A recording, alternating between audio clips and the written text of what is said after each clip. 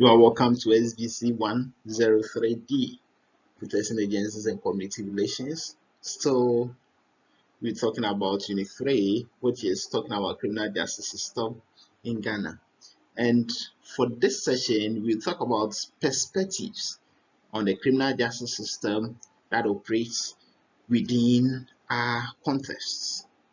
And I believe that, as it has always been, we are going to be educated and we will have fun, as well as being an interesting discussion for all of us.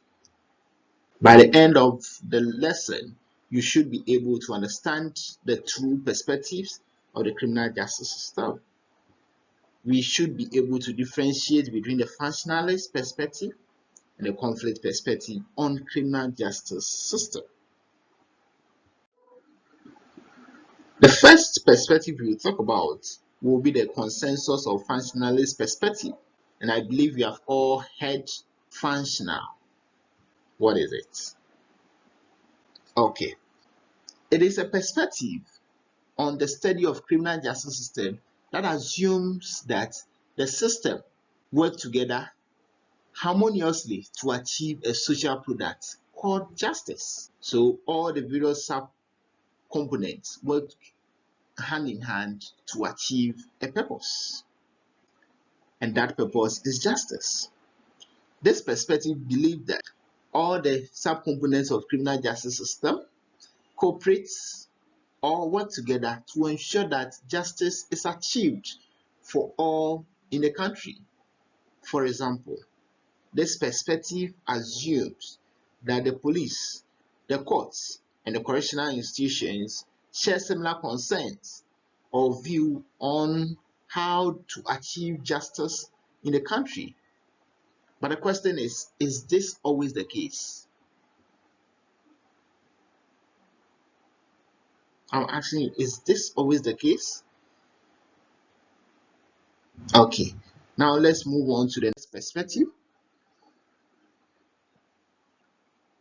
The conflict perspective, which is the next perspective we'll talk about, is the perspective on the study of criminal justice that assumes that the system's components function primarily to serve their own interests. So you see that the functionalists, the subcomponents work to complement each other. For the conflicts, they all work to serve their interests. For this perspective, justice is more a product of conflict among agencies within the system than it is as a result of cooperation among component agencies. This perspective is basically saying that various subcomponents of the criminal justice system do not necessarily agree on justice delivery. They, however, work to serve their own interests and do not really care about what happens subsequently. For instance, if the public and the court complain about work of the police might try to redeem its image by ensuring speedy prosecution of offenders. This does not mean that the police are concerned about justice, but they might have been fed up with the complaints from the courts and the public.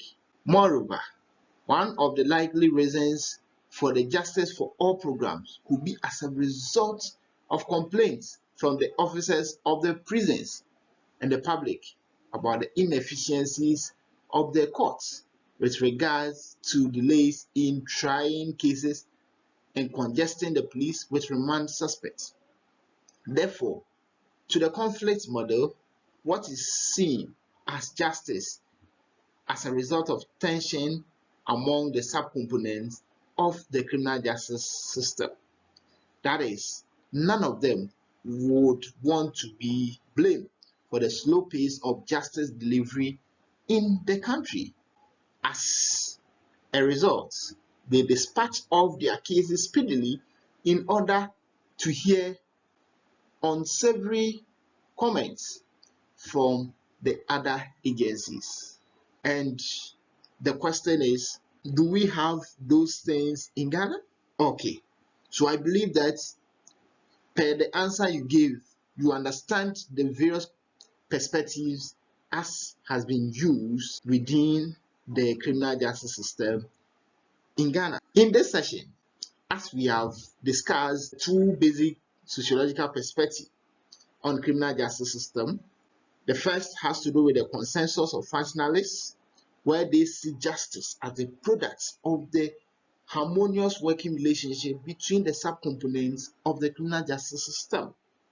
The conflict, on the other hand, sees it as a product of tension, and as a result, they promote each other's interests. Interesting, isn't it? Join me for the next session as we analyze criminal justice system within a different perspective. And until we meet again, bye for now. Thank you for your time.